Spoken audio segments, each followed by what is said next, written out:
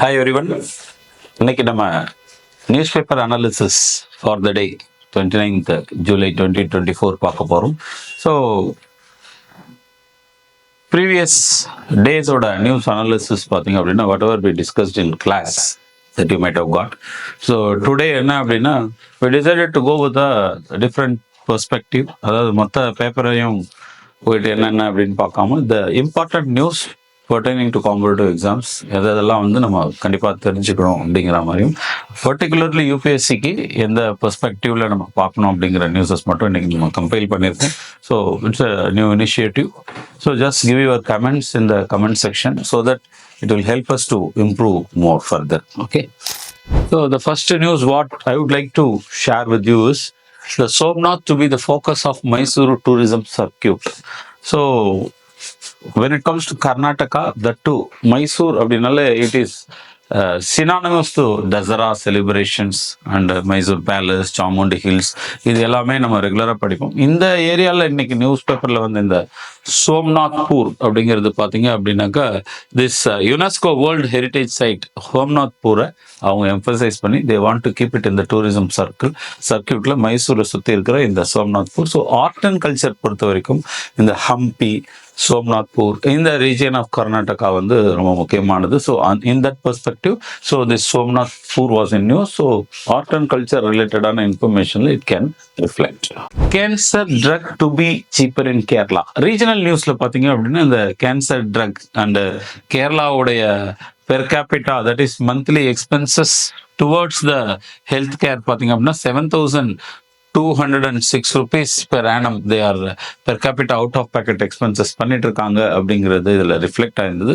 So இந்த நியூஸை பொறுத்த வரைக்கும் என்ன அப்படின்னாக்கா மெயின்ஸ் பெர்ஸ்பெக்டிவ்ல சில இடங்களில் பார்த்தீங்க அப்படின்னா இந்த socialism in Indian constitution is withering away, இல்லை சோஷியலிசம் இஸ் நாட் மீனிங்ஃபுல், இந்த மாதிரி எங்கேயாவது கொஸ்டின்ஸ்லாம் வந்ததுன்னா இந்த மாதிரி அதாவது த கவர்மெண்ட் டைரக்டா எந்த அளவுக்கு மக்களுக்கு சில இடங்கள்ல in order to protect the people or in order to make the drugs cheaper, இந்த மாதிரி இடங்கள்ல how the government intervention directly to the livelihood of people அப்படிங்கிற எக்ஸாம்பிள்ல இந்த விஷயங்களை நம்ம கண்டிப்பா கோட் பண்ணலாம்.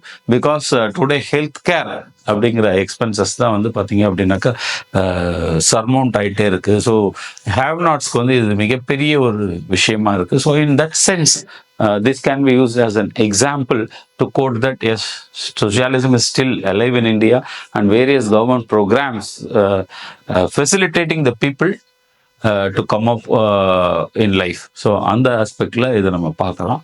A fresh start இது வந்து நம்ம எடிட்டோரியல்ல எடிட்டர் கொடுத்திருக்கிற ஒரு விஷயம். that is the GST Council must not lose sight of broader reforms. Yes, obviously when it comes to GST introduce பண்ணி கிட்டத்தட்ட 7 ஆண்டுகளுக்கு மேல ஆயிருக்கு. ஸோ பல்வேறு விதமான படிப்பினைகளை அரசு பெற்றுக்கொண்டே இருக்கிறது. அது GST council is the decision making authority pertaining to GST அப்படிங்கிறது நம்ம எல்லாருக்குமே தெரியும். ஸோ அந்த விதத்துல இப்போ நடந்த அந்த ஜிஎஸ்டி கவுன்சில்ல சில reform strategies that is penal charges, இந்த மாதிரி இதுக்கு முன்னாடி போட்டிருந்த இந்த டாக்ஸஸ் கட்ட டிலே ஆனதுக்கான இன்ட்ரெஸ்ட், இது எல்லாமே வந்து பார்த்தீங்க அப்படின்னாக்கா அப்டில் திஸ் ஃபினான்ஷியல் இயர் வரைக்கும் இருக்கிற அந்த இது எல்லாத்தையுமே வந்து வேவர் பண்றதுக்கான ஒரு டிசிஷன் எடுத்திருக்காங்க. அண்ட் சில இடங்கள்ல சே ஃபார் எக்ஸாம்பிள் வந்து பார்த்தீங்க அப்படின்னாக்கா when it comes to certain industries இவங்க வந்து இந்த அப்பீல், இந்த ஆன்டி ப்ராஃபிட்டரிங் கிளாஸ் எல்லாம் வந்து சிம்பிளிஃபை பண்றது, இந்த மாதிரி various nitty gritties they wish to alter. அதே மாதிரி hostel accommodation costing up to 20,000 a month has been exempted from GST.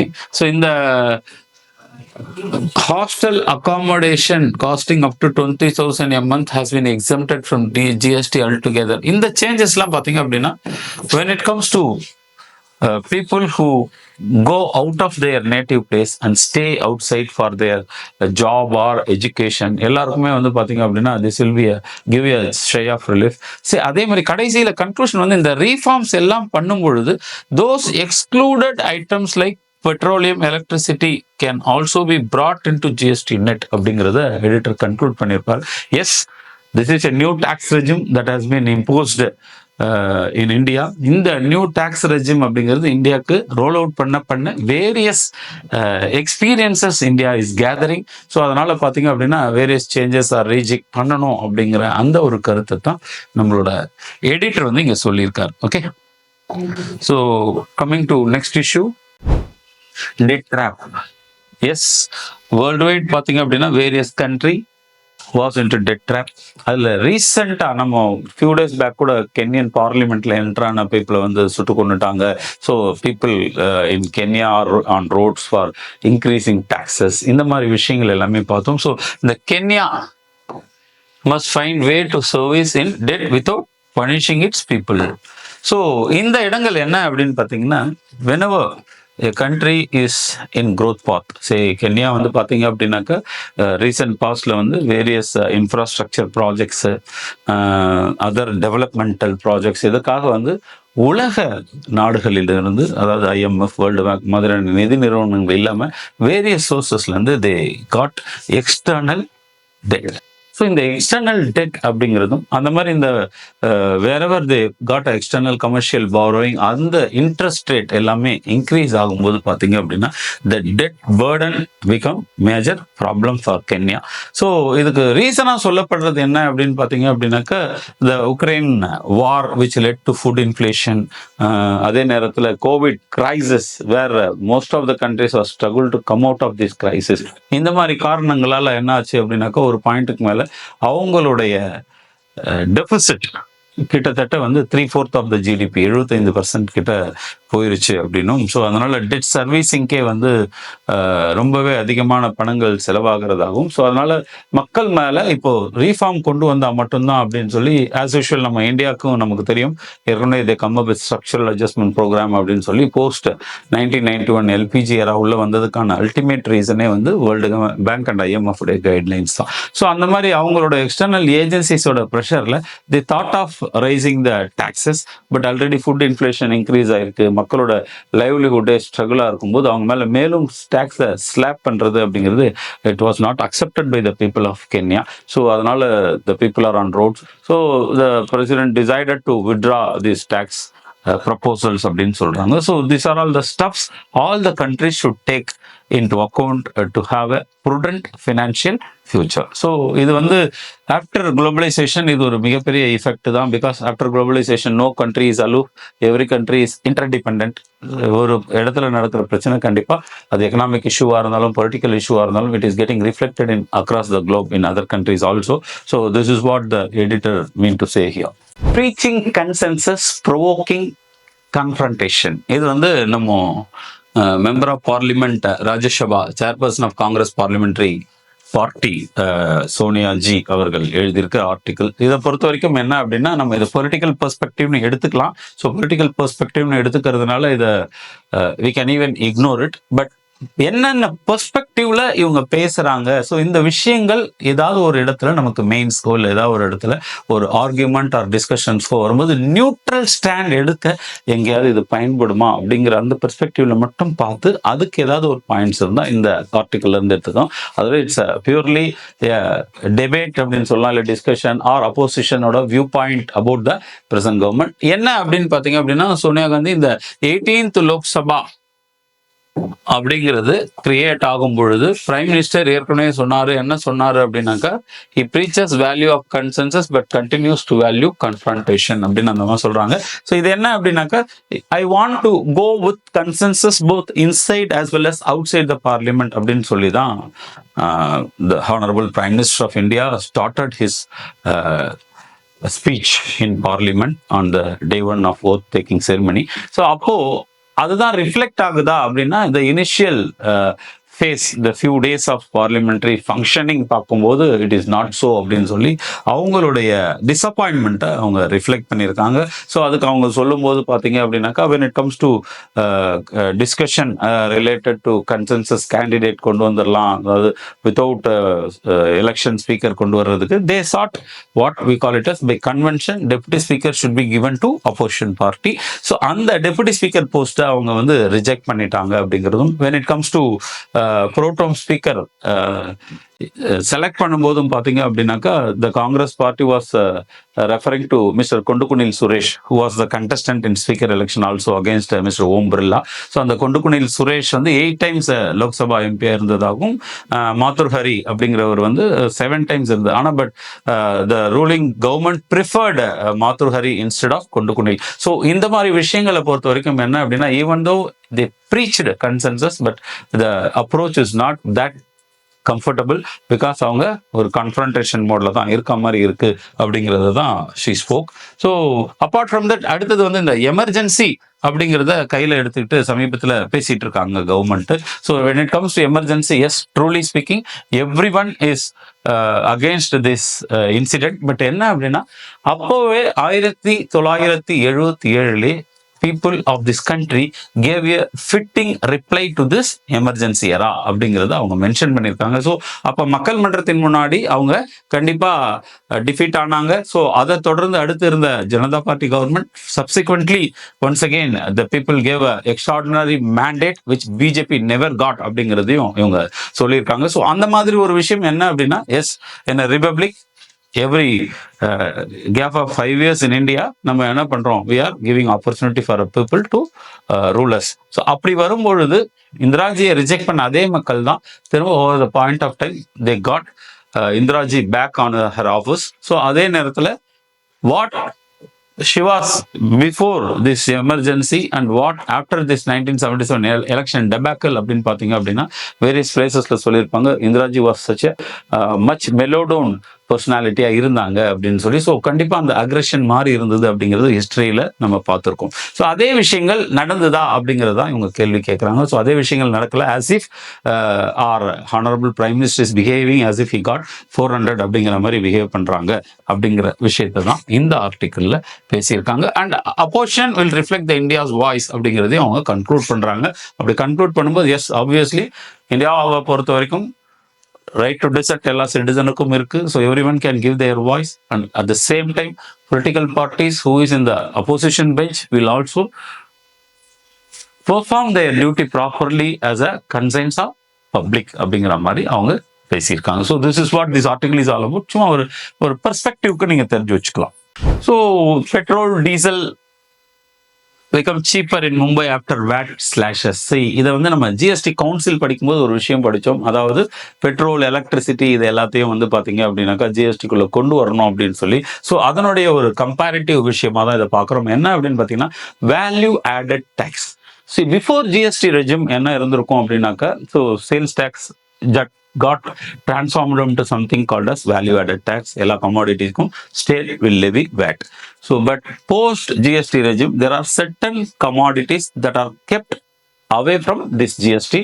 அதில் ஒன்று வந்து பெட்ரோலியம் ப்ராடக்ட்ஸ், இன்னொன்று வந்து பார்த்தீங்க அப்படின்னா electricity, then alcohol and tobacco. இந்த மாதிரியான ப்ராடக்ட்ஸ் எல்லாமே they kept out of GST. they are putting sales tax, states are levying sales tax.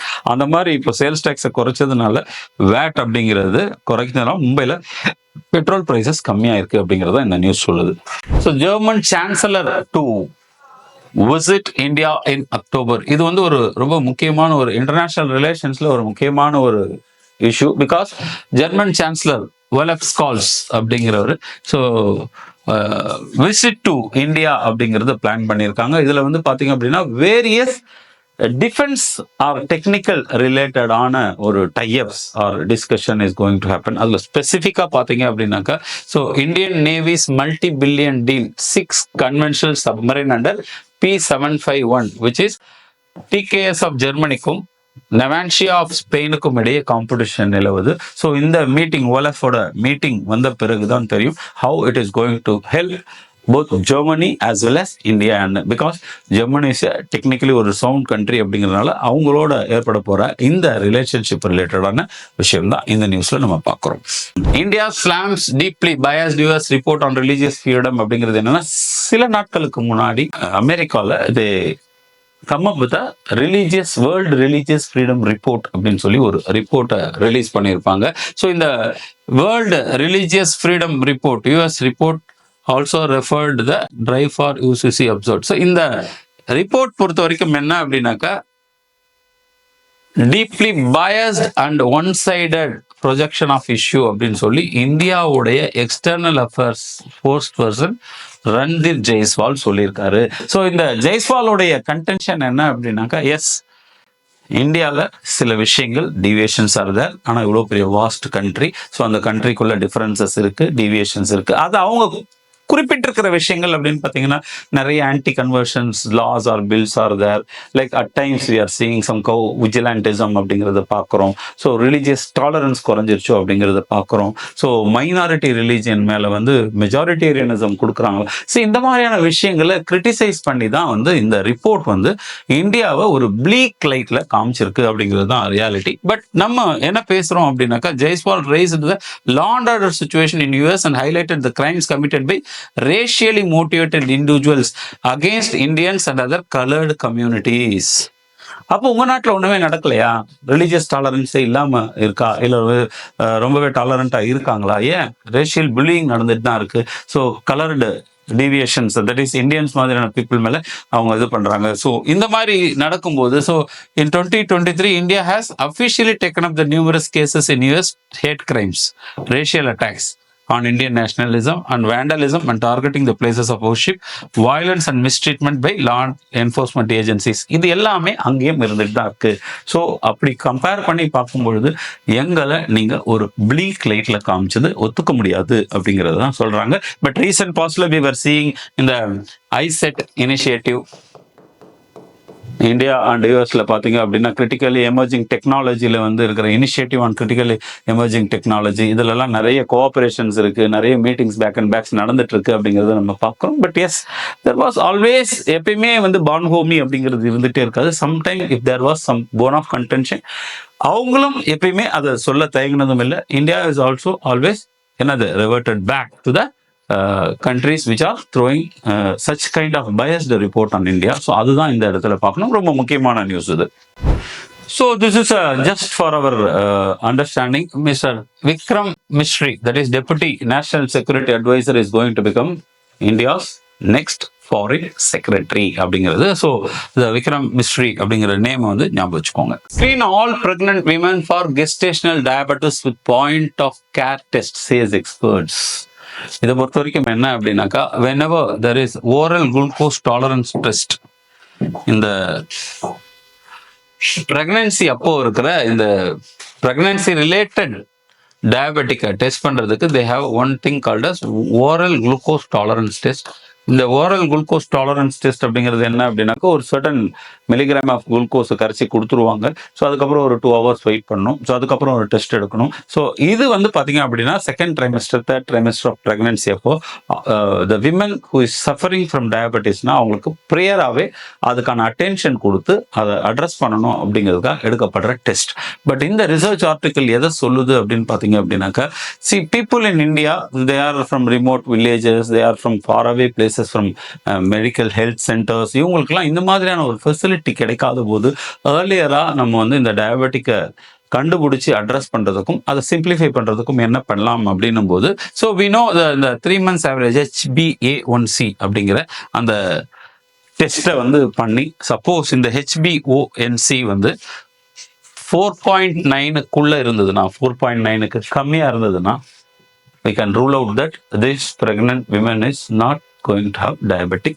Suppose 5.4க்கு மேல இருக்க போகுது அப்படின்னாக்கா, obviously we need to treat them for diabetes. அப்போ ஆட்டோமேட்டிக்கா இந்த rigorous test, oral glucose tolerance test அப்படிங்கிறது பண்ண தேவை இருக்காது அப்படிங்கிறது தான் இங்க பேசியிருக்காங்க. So this is about gestational diabetics, that is whenever a woman is pregnant, அவங்களுக்கு பிரெக்னன்சி அப்போ ஏற்படுகின்ற இந்த சர்க்கரை நோயை பத்தி இந்த ஆர்டிக்கிள்ல பேசியிருக்காங்க.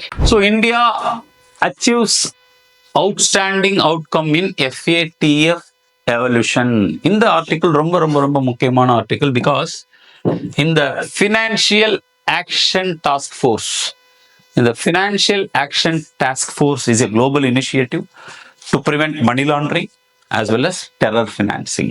So in the countering the financing of terrorism or money laundering. இது பொறுத்த வரைக்கும் globally we are making various efforts and steps to curb terrorism as well as money laundering. So அந்த எஃபெக்ட்ல பாத்தீங்க அப்படின்னாக்கா இப்போ ரீசெண்டா நடந்த ஒரு ரிவ்யூ மீட்டிங்ல இந்தியாவுடைய position, because India is vigilant pertaining to this laundering of money as well as the same time terror ஃபினான்சிங்ல ரொம்ப ஸ்ட்ரிஞ்சண்டா நம்ம எடுத்த மெஷர்ஸ் எல்லாமே அப்லோட் பண்ணி, ஸோ இந்தியாவுக்கு வந்து பாத்தீங்க அப்படின்னா ஒரு நல்ல status. So they are regular follow up கேட்டகரியில இந்தியாவுக்கு அந்த distinction among the G20 countries. Only 4 countries of G20 got this rare feat. அது இந்தியாவுக்கு கிடைச்சிருக்கு அப்படிங்கிறத இதுல பேசியிருக்காங்க. ஸோ FATFனா என்ன அப்படிங்கிறது இதுல முக்கியமானது ஒன்று, what is financial action task force. அதுக்கப்புறம் நான் சொன்ன மாதிரி countries anti money laundering and countering the financing to terrorism and counter proliferation financing.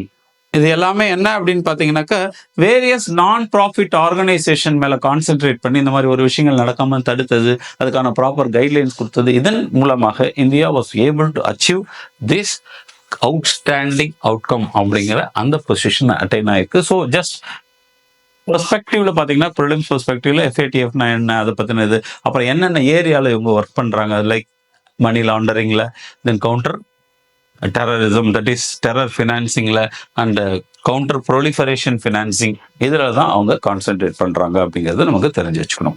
Goal, electricity, bio oil, core output. So இது என்ன அப்படின்னு பார்த்தீங்கன்னாக்கா, so due to intense heat, due to more demand for electricity and all, இந்த production of coal and increase the production of electricity வந்து இந்த core, அதாவது index of industrial ப்ரொடக்ஷன்ல ஒரு part, கிட்டத்தட்ட 40%, 40% is contributed by just over 40% of the index of industrial production is contributed by these 8 core sectors. இந்த 8 core sectorல பர்டிகுலரா goal and electricity growth-ஆல ஃபர்தரா டீக்ரோத் ஆகாம 6.3% அப்படிங்கிற அந்த கண்டிஷனை அட்டைன் ஆயிருக்கு. ஸோ அதுலயும் முக்கியமா இண்டெக்ஸ் ஆஃப் கோர் இண்டஸ்ட்ரீஸ் வந்து they got rose to 3.7. அதுல பர்டிகுலரா பாத்தீங்க அப்படின்னா எலக்ட்ரிசிட்டி 12.8%, கோல் வந்து 10.4% கான்ட்ரிபியூட் பண்ணதுனால இந்த growth அப்படிங்கிறது அச்சீவபிள் ஆச்சு. Even then there are certain sectors which was low in their output compared to previous அப்படின்னு வரும்போது பார்த்தீங்கன்னா cement output contracted for the second successive month, dipping 0.8%, following by 0.5% fall in April.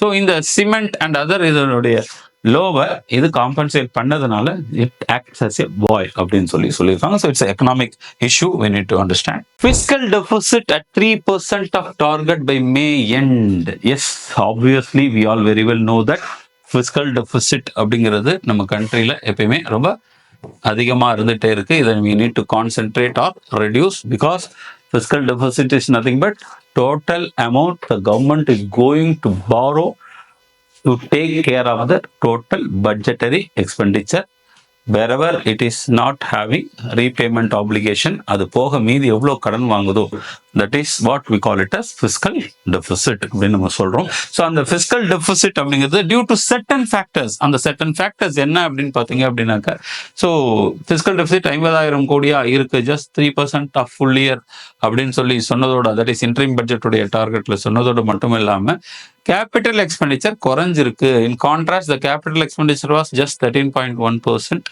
குறைஞ்சிருக்கு. And at the same time reserve bank of இந்தியாவுடைய dividend, that is 2.1 lakh crore dividend transfer from central bank. இந்த receipt இருக்கு இல்லையா, 2.1 crore as dividend from Reserve Bank of India, that acted as a cushion for the government because it is a non-tax revenue.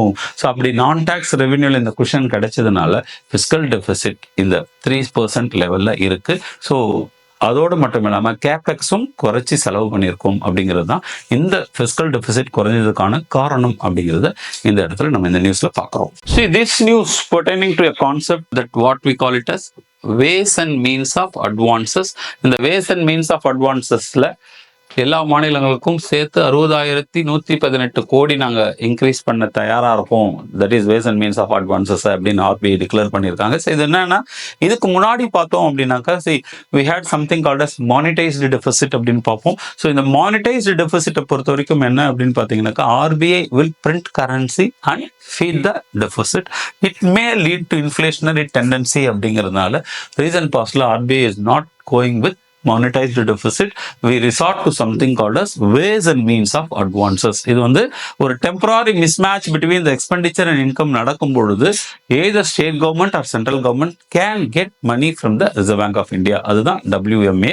அதனுடைய ப்ரொபோர்ஷனை நாங்க என்ன பண்றோம், increase பண்றோம் அப்படின்னு சொல்லியிருக்காங்க. ஸோ அந்தந்த ஸ்டேட்டோட பெர்ஃபார்மன்ஸ் பேஸ் பண்ணி அதை அவங்க அலோகேட் பண்றாங்க. So next news is need to eliminate biases in algorithms as AI on the rise. ஆர்பிஐயோட கவர்னர் சக்தி கந்ததாஸ் என்ன சொல்லியிருக்காரு அப்படின்னு பார்த்தீங்கன்னா, ரீசெண்டாக ஏஐயும் மெஷின் லேர்னிங் எம்எல் இது ரெண்டுமே இன்க்ரீஸ் ஆகிட்டு இருக்கு. It's not only increasing in all other sectors, financial செக்டார்லையும் இன்க்ரீஸ் ஆகும்போது பார்த்தீங்க அப்படின்னா we need to eliminate the biases. Because இந்த பயஸ் இருந்தால் என்ன அப்படின்னா, இன்னைக்கு நம்ம ஏஐ ஆர் மெஷின் லேர்னிங்ல இருந்து வேரியஸ் இன்ஃபரன்ஸ் ஆர் டேட்டாவை ஜென்ரேட் பண்ணி அதை பேஸ் பண்ணி டிசிஷன் மேக்கிங்க்கு நம்ம பயன்படுத்துகிறோம். Suppose at least if it had some bias அப்படின்னா கண்டிப்பாக that will reflect in decision making. Because RBI 100 அப்படிங்கிறத நோக்கி நம்ம போயிட்டு இருக்கோம். ஆர்பிஐ அட் 100 நோக்கி போயிட்டு இருக்கும்போது வேரியஸ் டெக்னிக்கல் ஆஸ்பெக்ட்லையும் ஆர்பிஐ கான்சென்ட்ரேட் பண்ணும் பொழுது ஆப்வியஸ்லி இந்த மாதிரி மெஷின் லேர்னிங் ஆர் ஆர்டிஃபிஷியல் இன்டெலிஜென்ஸோட இன்ஃப்ளூயன்ஸ் இன்க்ரீஸ் ஆகும் பொழுது இந்த மாதிரி ஏதாவது ஒரு பயஸ் அப்படிங்கிறது இருந்துடக்கூடாது அப்படிங்கிறத ஹீஸ் சென்சிட்டைசிங். ஸோ அதுதான் இந்த news about Reserve bank of இந்தியாவோட கவர்னர் சொல்லியிருக்கிறது. ஓகே, எஸ், இது அமெரிக்காவில் ரெகுலராக நடக்கிற ஒரு exercise. That is during the presidential election ஒரு காமன் பிளாட்ஃபார்மில் பார்த்தீங்க அப்படின்னாக்கா both contestant will argue with each other. அவரோட பாயிண்ட்ஸ் அவர் சொல்லுவார். ஸோ இந்த முறை பார்த்தீங்க அப்படின்னா ஃபார்மர் பிரசிடென்ட் ட்ரம்ப்பும் கரண்ட் இன்கும்பென்ட் ஜோ பிடன் ரெண்டு பேருமே வந்து கண்டெஸ்ட்ல இருக்காங்க. ஸோ அவங்க வந்து பார்த்தீங்க அப்படின்னா தி ஆர்கியூட் ஈச் அதர்.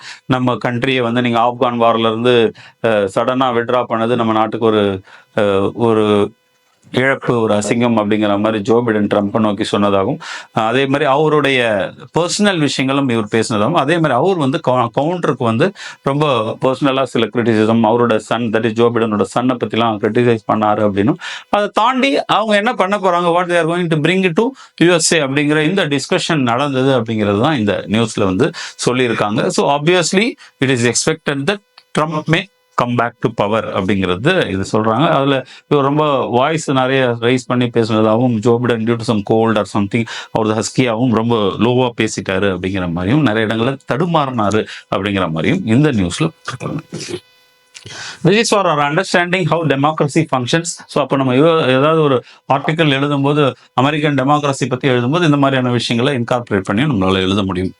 எக்ஸலண்டான ஒரு விஷயம் இந்த ஆர்டிக்கிளை பொறுத்த வரைக்கும் என்ன அப்படின்னு பார்த்தீங்கன்னாக்கா, சைனா ரீசெண்டாக பார்த்தீங்கன்னா 70th anniversary of 5 principles of peaceful go existence.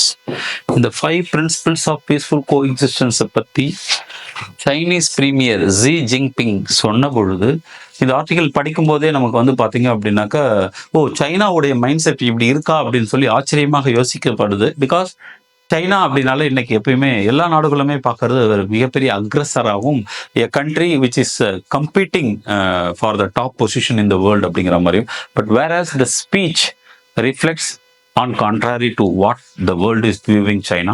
So இந்த சைனீஸ் பிரீமியரோட இந்த கான்ஃபரன்ஸ் அவர் பேசின விஷயங்கள் என்ன அப்படின்னாக்கா, குளோபலி பார்த்தீங்க அப்படின்னா China's resolve to stay on path of peaceful development will not change அப்படின்னு சொல்லியிருக்காரு. So global south should actively participate in reforming the developing global governance. Global சவுத்தோட கான்ட்ரிபியூஷன் ரொம்பவே இருக்கணும் அப்படின்னு சொல்லி சவுத் கோஆபரேஷனை இனிஷியேட் பண்ணியிருக்காரு. அதோட மட்டும் இல்லாமல் இந்த 70 ஆண்டுகள் இந்த பஞ்சஷீல் கொள்கை, அதுதான் 5 principles of peaceful coexistence. அதை பற்றி பேசும்போது ரொம்ப தெளிவாக பஞ்சஷீல எக்ஸ்பிளைனும் பண்ணியிருக்காங்க இங்க. That is mutual respect for sovereignty and territorial integrity. First அதான் mutual respect for sovereignty and territorial integrity. ஒரு நாடு இன்னொரு நாட்டின் சோவர்னிட்டி, இறையாண்மையும் அவரோட டெரிட்டோரியல் இன்டெகிரிட்டியும் மதிக்கணும் அப்படிங்கிறது தான் பஞ்சசீல கொள்கையோட முதல் தருது. செகண்ட் பார்த்தீங்கன்னா மியூச்சுவல் நான் அக்ரெஷன். ஒருத்தர் இன்னொருத்தர் மேல அக்ரெஷன் பண்ணக்கூடாது, போய் அந்த நாட்டை பிடிக்கணும்னு நினைக்கக்கூடாது. மியூச்சுவல் நான் அக்ரெஷன். தேர்ட், மியூச்சுவல் நான் interference in each others internal affairs. மற்ற நாடு, அதாவது மியூச்சுவலா இரு நாடுகளும் அதாவது தனித்தனியா தன்னுடைய உள் விவரங்களை இன்னொரு நாடு நுழைக்க கூடாது. இது வந்து third principle. Then equality and mutual benefit, சமமாக பாவிக்கணும், மியூச்சுவலா பெனிஃபிட் அடையணும். அண்ட் லாஸ்ட் வந்து பாத்தீங்க அப்படின்னா பீஸ்ஃபுல் கோஎக்ஸிஸ்டன்ஸ். இதை நல்லா நோட் பண்ணி வச்சுக்கோங்க. இது 5ம் தான் பஞ்சசீல கொள்கை அப்படின்னு சொல்லப்படுது. ஸோ இது preached by Pandit Jawaharlal Nehru, which become a text for global peace அப்படின்னே சொல்லலாம். ஏன்னா இதை தொடர்ந்து தான் வந்து பார்த்தீங்க அப்படின்னா போஸ்ட் கோல்டு வார் வேர்ல்டு வைடு பார்த்தீங்க அப்படின்னா தே மூவ் டுவர்ட்ஸ் நான் ஆன்லைன் மூவ்மெண்ட், அணிசரா நாடுகள் அப்படின்னு சொல்லி ஆரம்பிச்சிருப்பாங்க. இது எல்லாமே இந்த பிரின்சிபல் அடிப்படையில் இதே தான் குளோபல் கவர்னன்ஸ்க்கும் இன்னைக்கு பார்த்தீங்க அப்படின்னா மியூச்சுவல் நான் அக்ரெஷன் ஆகட்டும், பீஸ்ஃபுல் கோ எக்ஸிஸ்டன்ஸ் ஆகட்டும், ஈக்குவாலிட்டி அண்ட் மியூச்சுவல் ரெஸ்பெக்ட் ஆகட்டும், இது எல்லாமே உலக அளவில் இன்னைக்கு பயன்படுத்துறாங்க அப்படிங்கிறத அவங்க ரிஃப்ளெக்ட் பண்ணி பேசியிருக்காங்க. So force of peace. Together we should be the staunch force for peace. We should promote peaceful settlement and international dispute and participate constructively in political settlement. அப்போ இது என்ன அப்படின்னு பார்த்தீங்கன்னாக்கா, either the vision of China towards global governance மாறி இருக்கணும், இல்லை நம்ம perception towards China தப்பா இருக்கணும். பிகாஸ் இந்த ஆர்டிக்கலை பொறுத்த வரைக்கும் என்ன அப்படின்னா, they want to perpetuate peace. அமைதியை மட்டும்தான் உலகில் நாங்கள் கொடுக்க விரும்புகிறோம். எந்த நாடும் இன்னொரு நாடை டாமினேட் பண்ணுறதை நாங்கள் விரும்பலை. ஸோ இது it's a kind of what to say his assertive message to the west. நீங்கள் இப்படிலாம் இருக்கீங்க அப்படிங்கிறத இன்டைரக்டாக அவர் சொல்லியிருக்காரு. வெஸ்ட்டுக்கு அதை சொன்னதோடு மட்டும் இல்லாமல் நம்ம எல்லாம் தட் இஸ் சவுத் எல்லாருமே கோஆப்ரேட்டிவாக வந்து இன்னைக்கு குளோபல் கவர்னன்ஸில் யுனைடெட் நேஷன்ஸ்க்கு முன்ன நிறுத்தி UN should be the institution for peace அப்படிங்கிற வரைக்கும் இந்த ஆர்டிக்கல்ல பேசியிருக்காரு. ஸோ ரொம்ப ரொம்ப ரொம்ப முக்கியமான ஒரு article. Kindly go through this article. As I told you இந்த இனிஷியல் இந்த ஆரம்பிக்கும் போதே நான் சொன்ன மாதிரி what about the suggestions you have to improve this session kindly give it to us. நாங்கள் கிளாஸ்ல நம்மளுடைய புதுசாக வந்திருக்க குழந்தைங்களுக்காக we started the initiative daily newspaper analysis page by page whatever that has come in Hindu அதை கொடுத்துட்ருக்கோம். So சப்சிக்வெண்ட்டாக அப்படியும் போகலாம். இன்னைக்கு since there is no class, செலக்டிவாக சில இன்ஃபர்மேஷனை நம்ம உங்களுக்கு கொடுத்துருக்கோம். So hope it will be useful for your preparation. All the very best. Thank you.